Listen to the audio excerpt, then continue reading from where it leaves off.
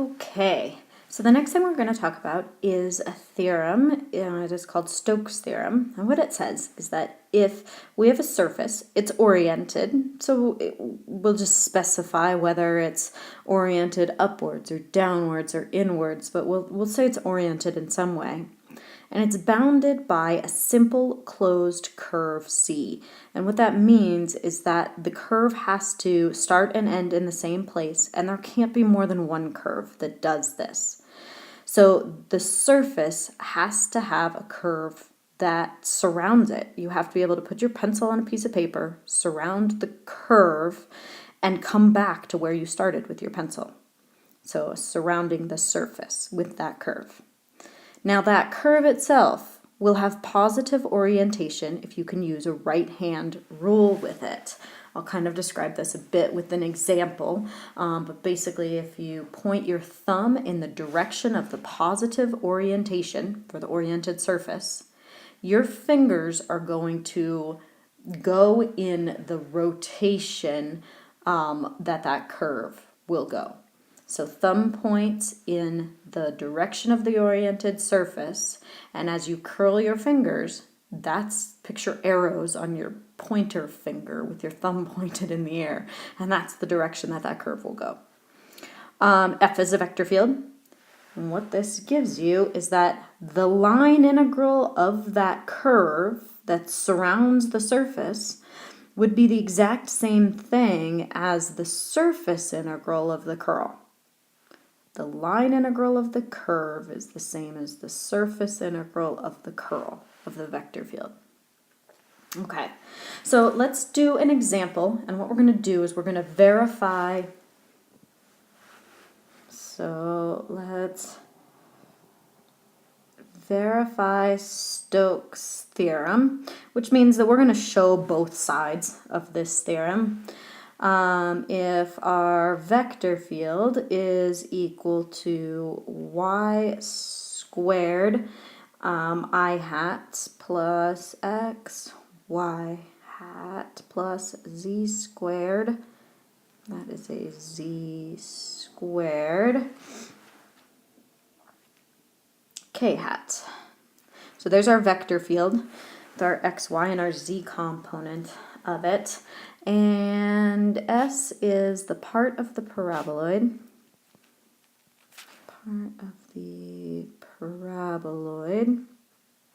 Part of the paraboloid, z equals x squared plus y squared. Below the plane, z equals 1, oriented upwards. Oriented upwards. So let's show, so verifying Stokes theorems means we have to show both sides of this and show that it's true. So let's do the line integral first, and then we'll do the surface integral of the curl second. Okay, so we will do the line integral of the curl first. So now we have to go back to line integrals. And we have our vector field. The vector field is y squared x z squared. Getting a little lazy there. I'm writing it without the I hat, j hat, and k hat just because it's faster that way.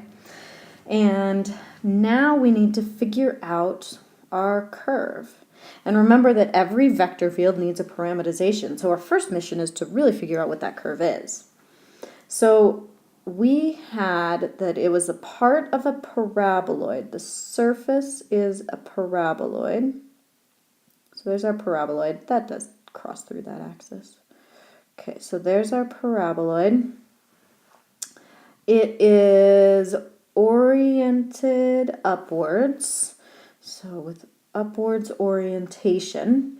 And so that means that if you point your thumb upwards towards the z-axis, and look at the way that your direction of your pointer finger is pointed, it's now pointed, it kind of curls that direction. So if your thumb points up, your pointer finger, or all of your fingers, point that direction, and that means this curve is going to go this direction. That would be positive orientation.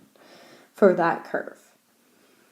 Okay, remember all of this is just to find the curve. We're finding dr. I want to bring this back to a two-dimensional drawing because now all I'm looking at that is that curve. And I can, all right, on this two-dimensional drawing, my x, if I go back to this curve, we're rotating this way. So from positive x to positive y-axis, positive x to positive y. So if I translate that over to this picture, positive x to positive y. So my curve is rotating around, it looks like counterclockwise. All right, so there's that curve in 2 dimensions. This is our r. All right, so now we need to find a 3 component, an x, a y, and a z. So, and I had to kind of look back up on the problem to say, all right, I know I've got a circle, so that I can put into polar coordinates and get an x component and a y component. But I've got this third component in my vector field, and in order to do a dot product, I'm going to need a third component in that r. So my first component, I've got polar coordinates. So it's going to be r cosine theta. Now I left a blank in there because I'm not sure I know the radius yet. We knew the paraboloid. So the paraboloid was z equals x squared plus y squared. And then we knew the plane z equals 1. Okay, and now that answers my question. I've got x squared plus y squared equal to 1. Radius is 1.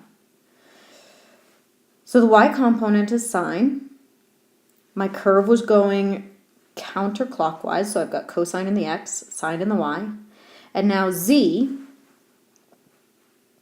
this curve is elevated at z equals 1. So there's r.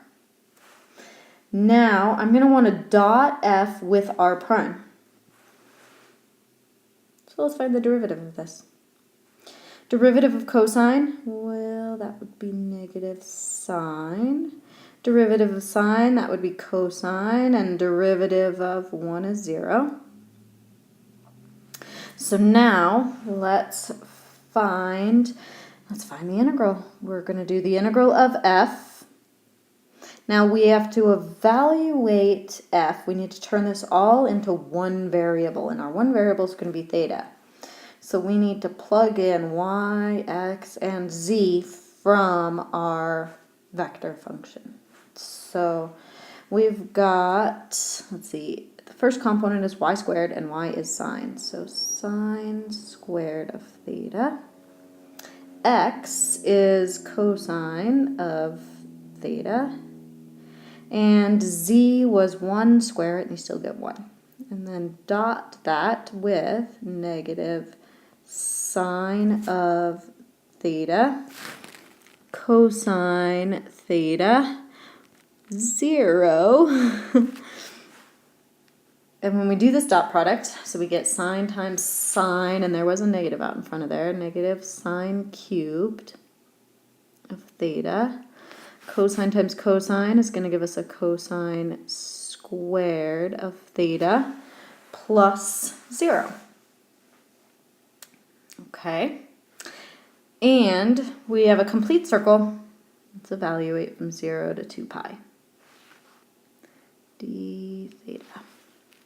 I'm going to have to split this into two different integrals here. So for the first one, I'm going to think of this as a negative, sorry, that is not a cosine, a negative sine squared, which is 1 minus cosine squared, times a sine.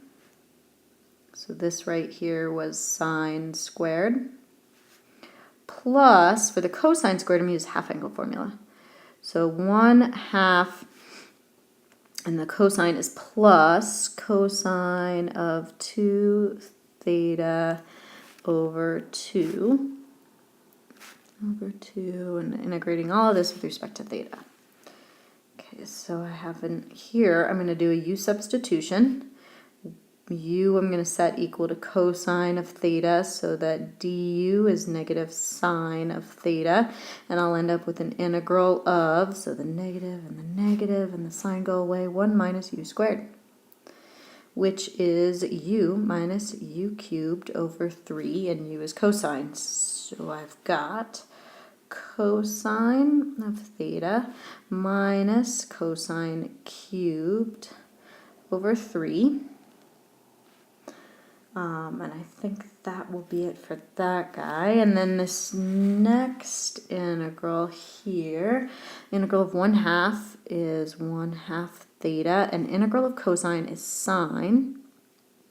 So sine of 2 theta, and then I've got to divide by another 2. So sine of 2 theta over 4, and evaluate all this from 0 to 2 pi.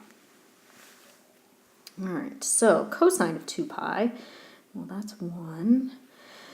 Cosine cubed, cosine of 2 pi was 1, and cube that, we still get 1, plus 1/2 times 2 pi, and a 0. In fact, sine of 0 is going to be 0 too. That whole guy's going to go to 0. Then I have to subtract. I'm going to plug in 0, so cosine of 0 is 1, minus the negative, cosine of 0 is 1/3, and looks like the 1's cancel, the 1/3's cancel, the 2's cancel, and I get pi.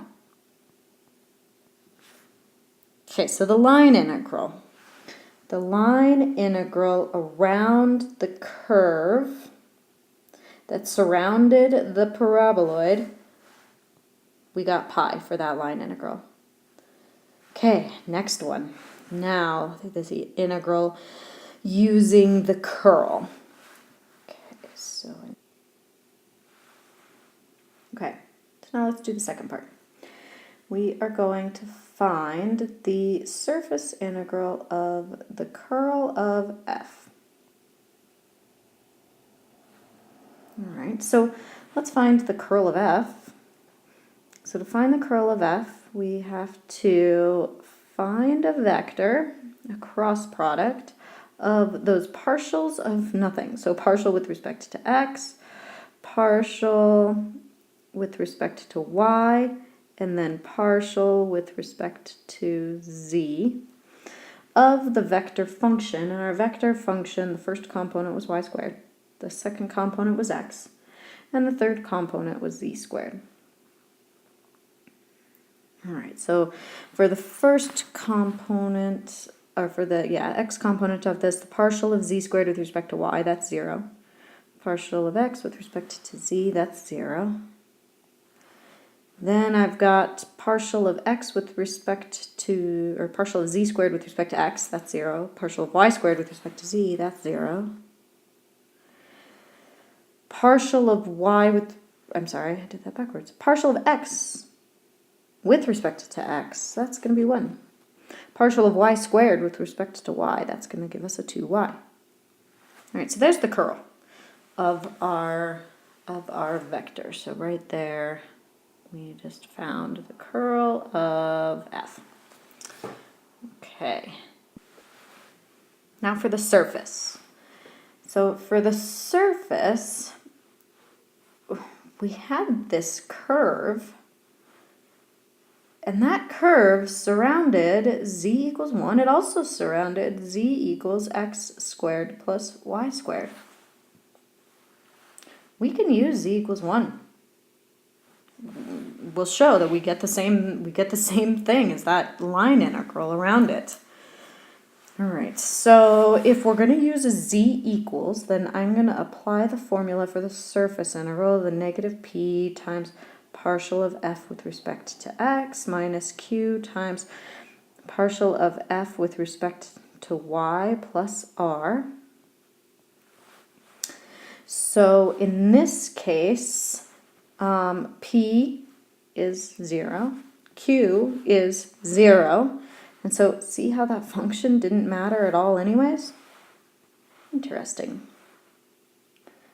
So p and q are 0, those go away, and so we just end up with the integral of 1 minus 2y dA. Now our dA goes back to what the xy plane looks like, so drawing that again, we had this circle of radius 1.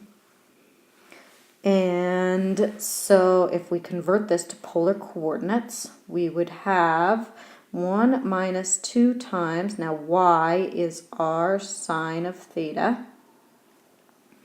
We have to multiply that by r, dr d theta. R goes from 0 to 1, theta goes from 0 to 2 pi.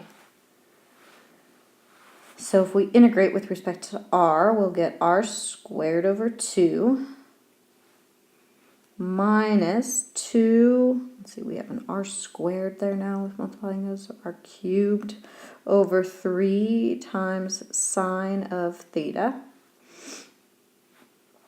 We need to evaluate that from 0 to 1, and we still have to do this integration with theta.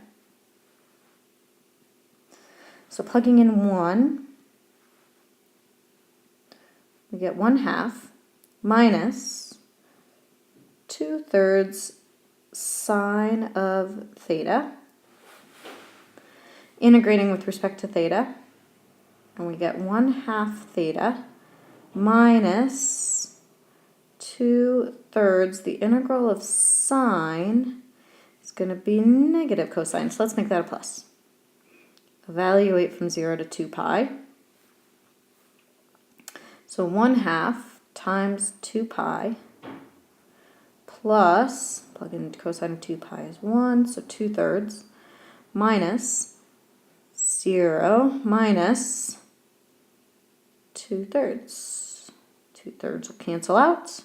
And lo and behold, we get pi. Now something very interesting about Stokes' theorem came through on this problem. So we showed that both sides of it were true, great. But on this specific problem, it didn't matter what surface was circled by this circle. Because of the way that the vector field works out, because of that vector field, it doesn't matter whether we chose z equals 1, it doesn't matter whether we chose z equals x squared plus y squared, because those would have become 0 anyways, it doesn't matter whether we chose a cone underneath it, any surface, the sphere, anything surrounded by z equals 1, and this would have worked out to be the same exact thing. Interesting.